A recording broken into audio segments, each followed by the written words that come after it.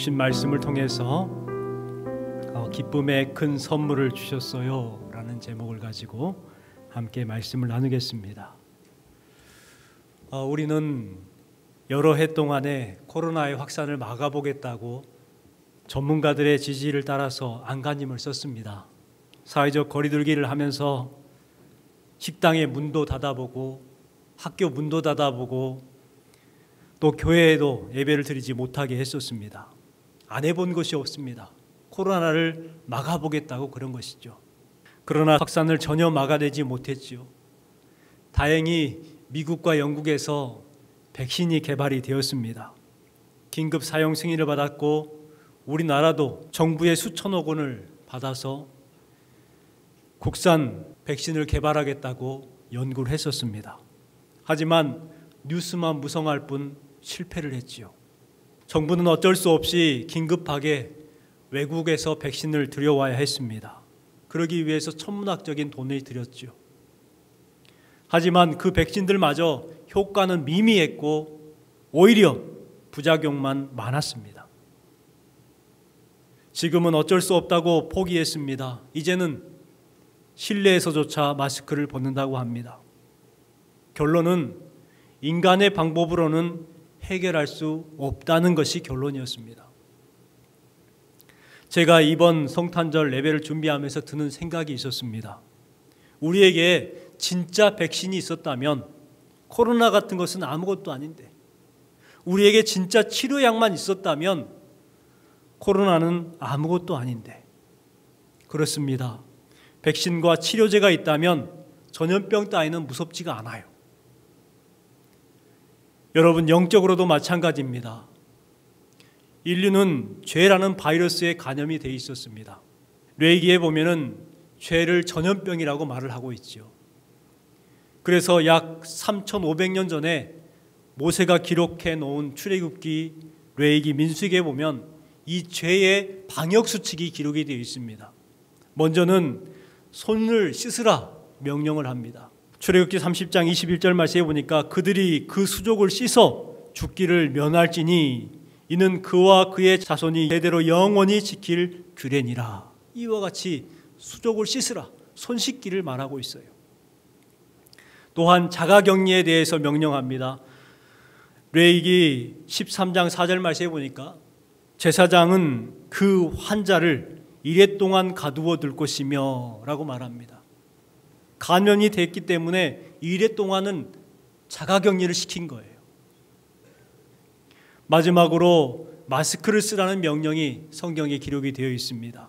레위기 13장 45절 말씀에 보니까 옷을 찢고 머리를 풀며 윗입술을 가리고 외치기를 부정하다 부정하다 할 것이요. 이와 같은 말씀이 기록되어 있어요. 윗입술을 가리고 이 말을 영어 성경에서는 그들의 얼굴 아랫부분을 덮고라고 해석을 하고 있습니다. 마스크를 쓰라는 의미지요. 이렇게 인류는 하나님과의 관계가 깨어지고 나서 너나 할 것 없이 이 죄의 전염병을 해결하려고 수많은 노력을 했습니다. 다른 신들을 섬겨보고 각종 선행을 해보고 지식을 통해서 해결해 보려고 연구했었습니다. 그런데 결론이 무엇입니까? 사람의 힘으로는 이 죄의 문제를 절대 해결할 수 없다는 것이 결론이었습니다. 이것이 바로 성탄절의 의미입니다. 사람들이 아무리 노력해도 이 죄의 문제를 해결할 수 없다는 거예요.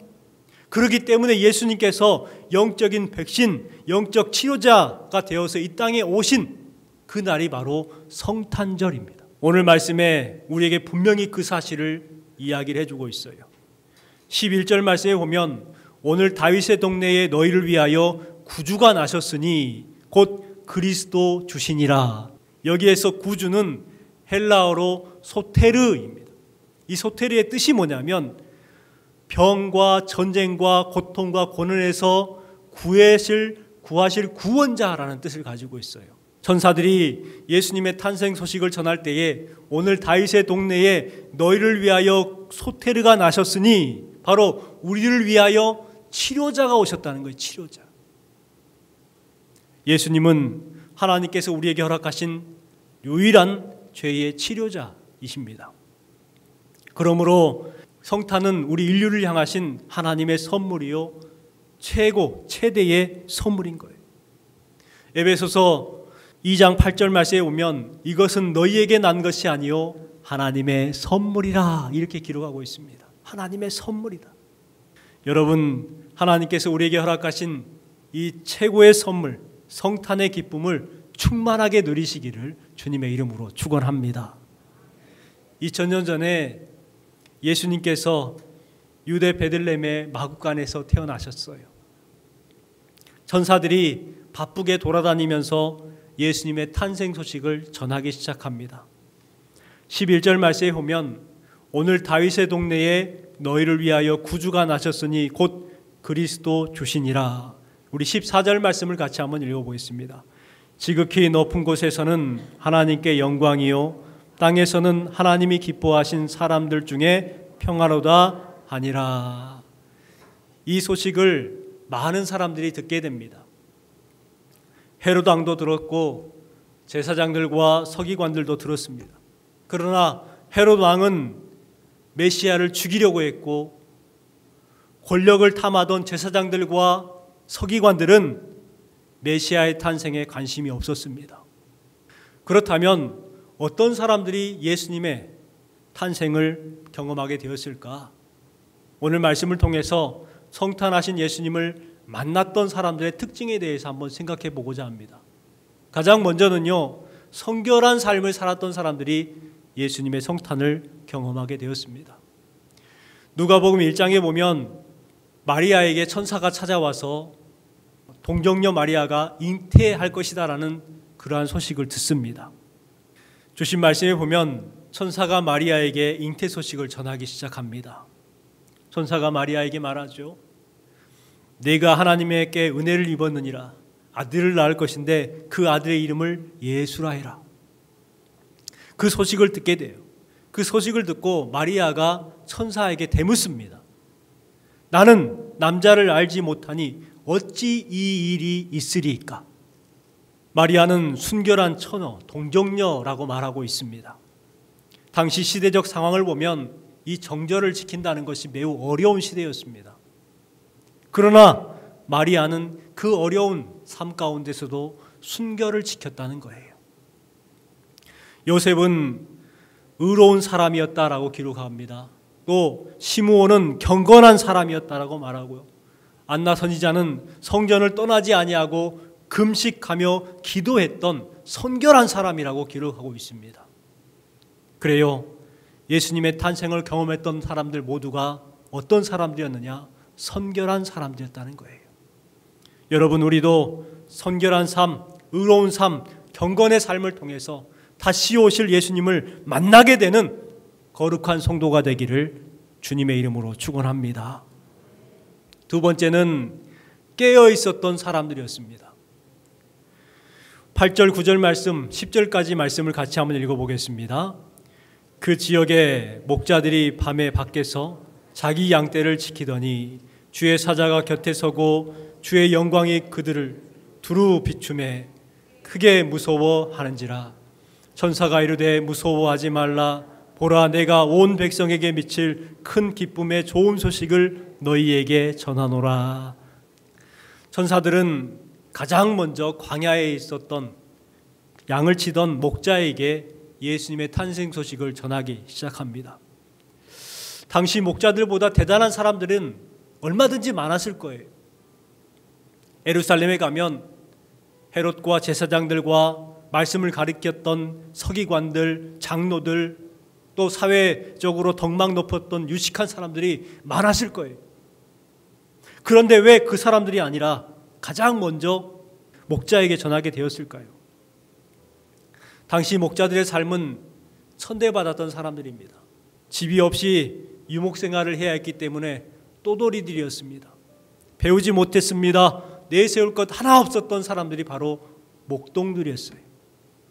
그런데 왜 성탄 소식을 가장 먼저 그들에게 전하게 되었을까? 그 이유를 8절 말씀에 기록하고 있지요. 뭐라고 기록합니까? 그 지역의 목자들이 밤에 밖에서 자기 양떼를 지키더니 라고 말합니다. 이들은 양떼를 지키기 위해서 어떻게 했어요? 깨어 있었다는 거예요. 깨어 있었어요. 예수님께서는 제자들에게 늘 말씀하셨습니다. 마태복음 26장 41절 말씀에 보면 시험에 들지 않게 깨어 기도하라. 그런즉 깨어 있으라. 너희는 그날과 그때를 알지 못하느니라.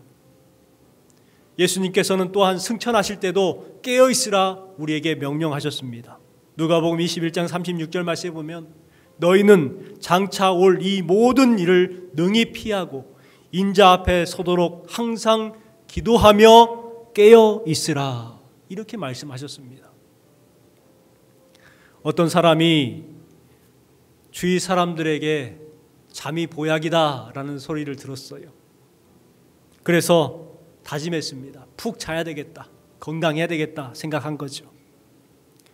잠들기 전에 알람이 울리지 않도록 시계를 껐고 핸드폰을 껐습니다.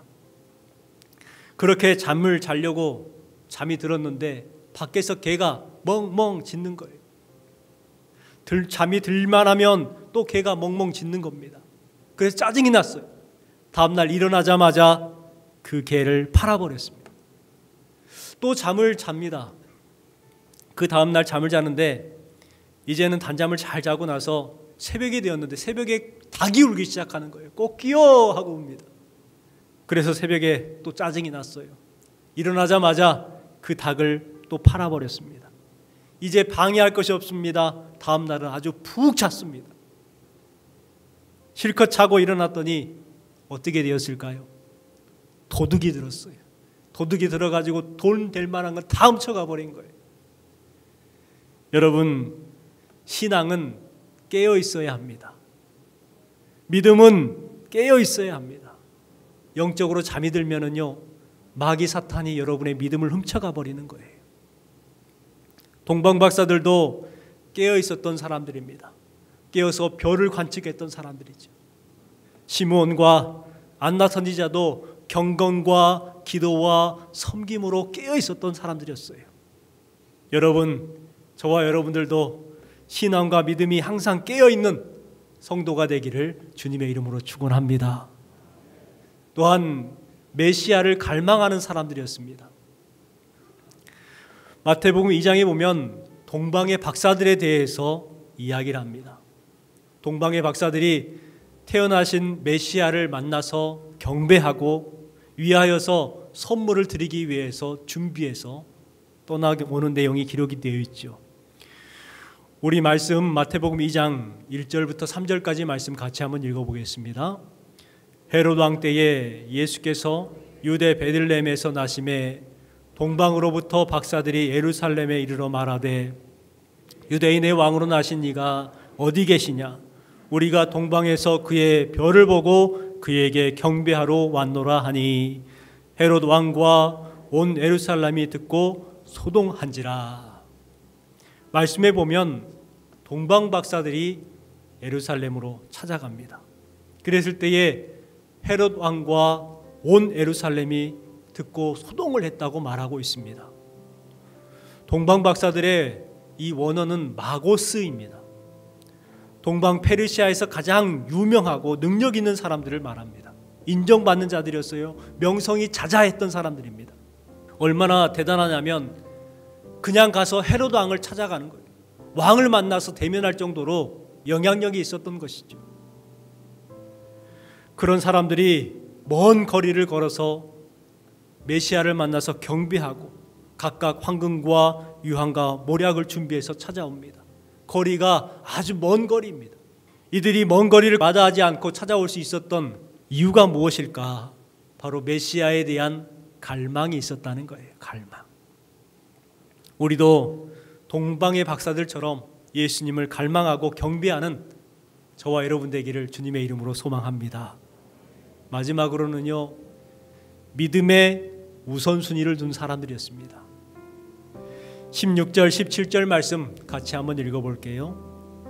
빨리 가서 마리아와 요셉과 구유에 누인 아기를 찾아서 보고 천사가 자기들에게 이 아기에 대하여 말한 것을 전하니.